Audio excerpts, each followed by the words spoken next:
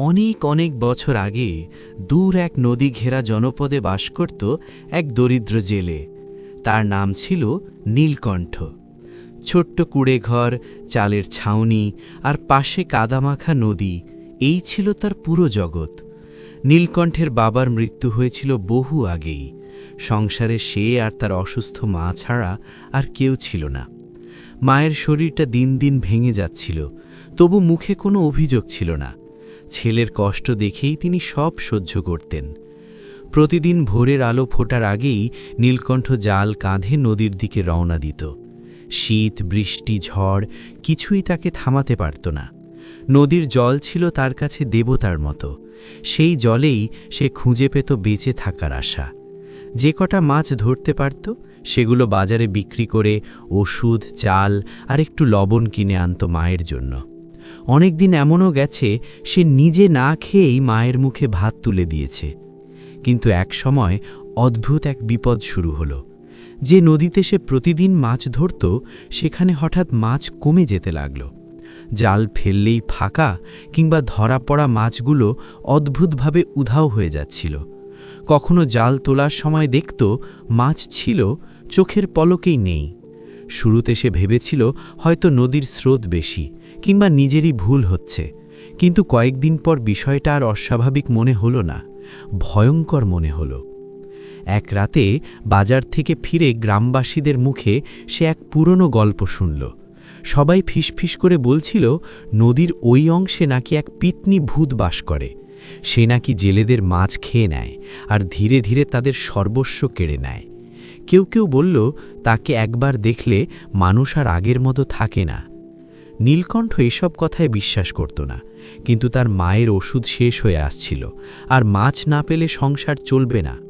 এই চিন্তায় সে পরদিন আবার সেই অভিশপ্ত নদীর দিকেই গেল। সেদিন সন্ধ্যার সময় সূর্য যখন লাল হয়ে ডুবে যাচ্ছিল, তখন হঠাৎ সে অনুভব করল নদীর জল অস্বাভাবিকভাবে ঠান্ডা।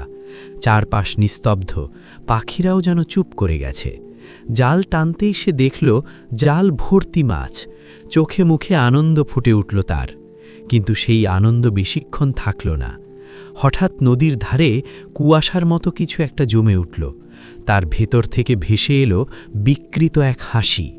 নীলকণ্ঠের শরীর শিউরে উঠল।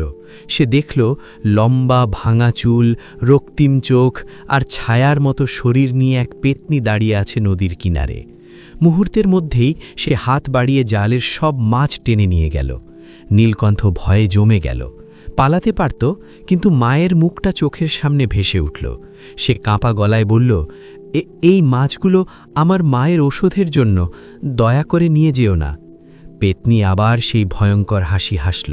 তার হাসিতে নদীর জল কেঁপে উঠল। সে বলল, এই নদীর সবই আমার, তোর দুঃখে আমার কিছু যায় আসে না। সেই রাতেই নীলকণ্ঠ শূন্য হাতে বাড়ি ফিরল। মায়ের চোখে জল, কিন্তু কোনো অভিযোগ নেই। এই নীরবতাই নীলকণ্ঠের বুক ভেঙে দিল। সে মনে মনে প্রতিজ্ঞা করল, যাই হোক সে আর হার মানবে না। কয়েকদিন পর এক পূর্ণিমার রাতে যখন নদীর জল রূপালি আলোয় ঝলমল করছিল, নীলকণ্ঠ আবার নদীতে নামল। মনে ভয় ছিল, তবু আশার এক টুকরো আলোও ছিল। হঠাৎ সে দেখল জলের গভীর থেকে এক অপার্থিব আলো উঠে আসছে। ঢেউয়ের ফাঁক দিয়ে ধীরে ধীরে ভেসে উঠল এক অপরূপ রমণী। তার চোখ ছিল নদীর মতো গভীর, চুলগুলো জলকণা ভেজা, আর মুখে এক মায়াময় শান্তি। সে ছিল জলপরী।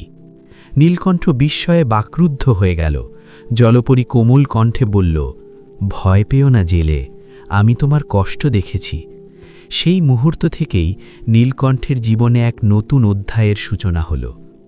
জলপরীর কথা শুনে নীলকণ্ঠ প্রথমে বিশ্বাসই করতে পারল না। সে ভাবল, এ কি স্বপ্ন, না নদীর জলে দীর্ঘদিনের কষ্টে চোখে ভুল দেখছে। কিন্তু জলপরীর চোখে যে মমতা, সেই দৃষ্টিতে কোনো ভ্রান্তি থাকতে পারে না।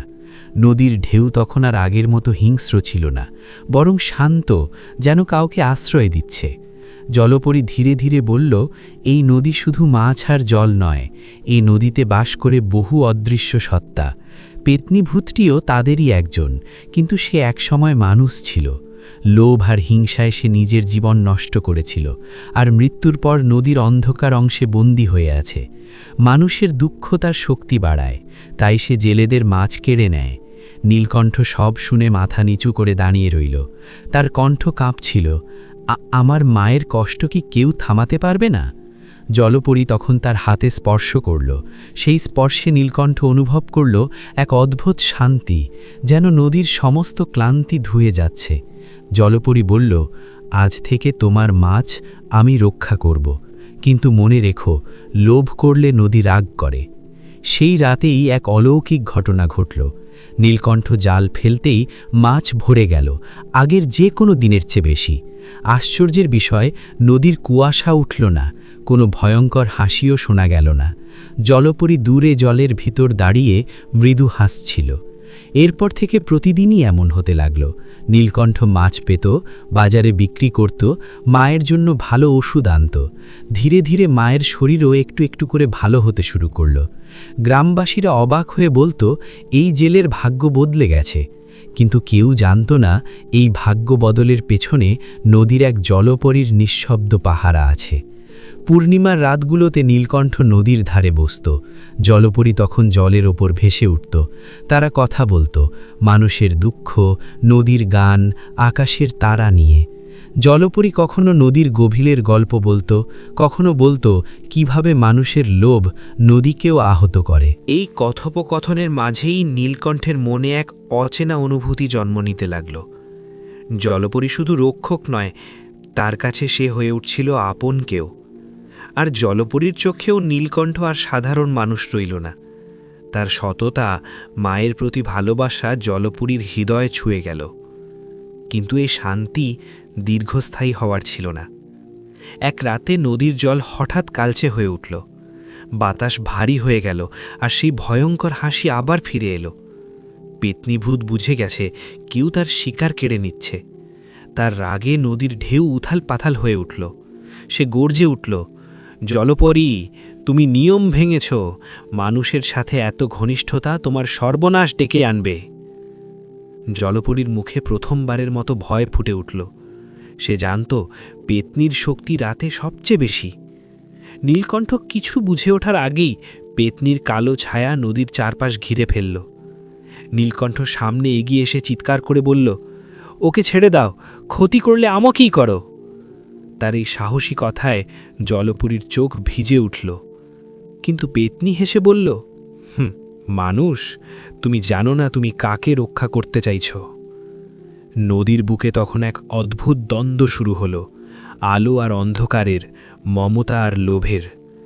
পেতনির গর্জনে নদীর জল যেন ফেটে যেতে চাইছিল।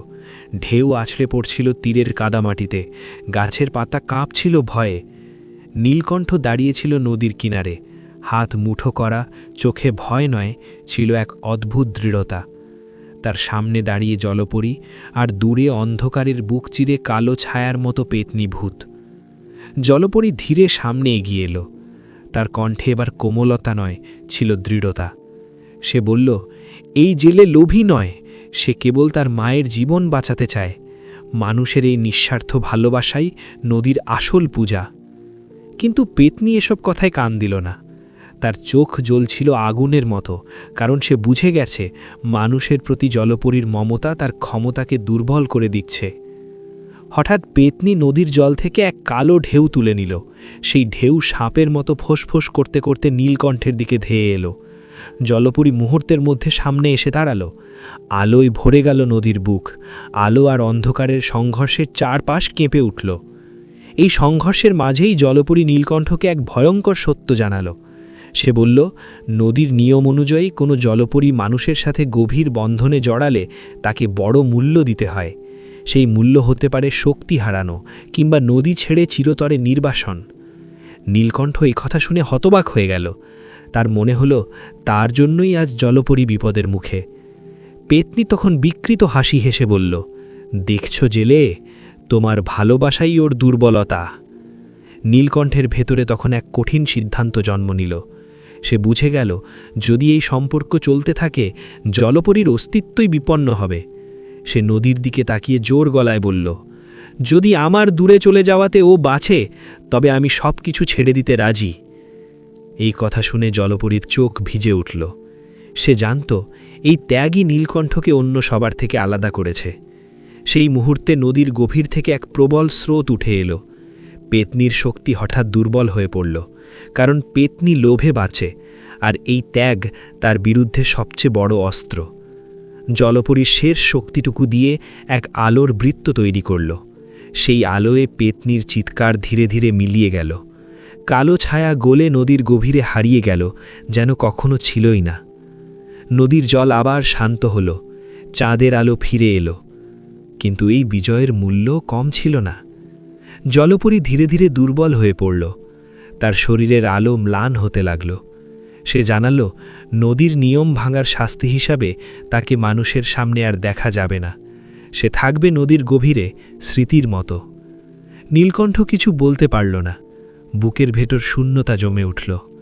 বিদায়ের আগে জলপরী বলল, যতদিন তুমি সৎ থাকবে নদী তোমার পাশে থাকবে। আমি চোখে দেখা না দিলেও প্রতিটি ঢেউয়ে আমি থাকব। এরপর সে ধীরে ধীরে জলের মাঝে মিলিয়ে গেল। নীলকণ্ঠ নদীর ধারে অনেকক্ষণ দাঁড়িয়ে রইল, নিঃশব্দ, চোখে জল। দিন গড়াতে লাগল। নীলকণ্ঠ আবার আগের মতোই জেলে রইল, কিন্তু এবার তার জালে কখনো অভাব হল না। তার মা সম্পূর্ণ সুস্থ হয়ে উঠল। গ্রামে সে সম্মানের চোখে পরিচিত হল, এক সৎ মানুষ হিসেবে। কেউ জানত না এই সৌভাগ্যের পেছনে আছে এক জলপরীর নিঃশব্দ ভালোবাসা। অনেক বছর পর এক পূর্ণিমার রাতে নীলকণ্ঠ নদীর ধারে বসে অনুভব করল হালকা এক স্পর্শ, যেন ঠান্ডা জলের ছোঁয়া। সে জানত সে একা নয়। জলপরী হারিয়ে যাওয়ার পর নীলকণ্ঠের জীবন বাইরে থেকে শান্ত মনে হলেও ভেতরে ভেতরে সে আর আগের মানুষ রইল না। নদীর দিকে তাকালেই তার বুকের ভেতর কেমন একটা খালি হাহাকার উঠত। সে জানত নদী তাকে বাঁচিয়ে রেখেছে, কিন্তু যে ভালোবাসা একদিন নদীর জলে আলো হয়ে ভেসে উঠেছিল তাকে সে ছুঁতে পারে না। তার মা পুরোপুরি সুস্থ হয়ে উঠেছিল। একদিন সে ছেলের মুখের দিকে তাকিয়ে বলল, তুই হাসিস না কেন রে? সুখ তো ফিরে এসেছে। নীলকণ্ঠ কিছু বলল না। সে কিভাবে বলবে কিছু ভালোবাসা থাকে যাকে পেলে হারাতে হয়, আর হারিয়েও ভুলতে পারা যায় না। রাতগুলোতে সে নদীর ধারে বসত। কখনো ঢেউয়ের শব্দে জলপরীর কণ্ঠ শুনতে পেত বলে মনে হতো, কখনো জলের ঝিলিকে তার চোখের আলো। সে জানত এই সবই স্মৃতি, তবু সে নিজেকে সরাতে পারত না। কিন্তু নদী আবার বদলাতে শুরু করল। আগের মতো ভয়ঙ্কর না হলেও নদীর গভীরে অস্বাভাবিক নীরবতা নেমে এলো। মাছ হঠাৎ করে একদিন বেশি একদিন কম নিয়ম ভাঙতে লাগল। প্রবীণ জেলেরা বলতে শুরু করল, নদীর ভেতরে কিছু একটা অসম্পূর্ণ রয়ে গেছে। নীলকণ্ঠ এসব কথা শুনে চুপ করে থাকত।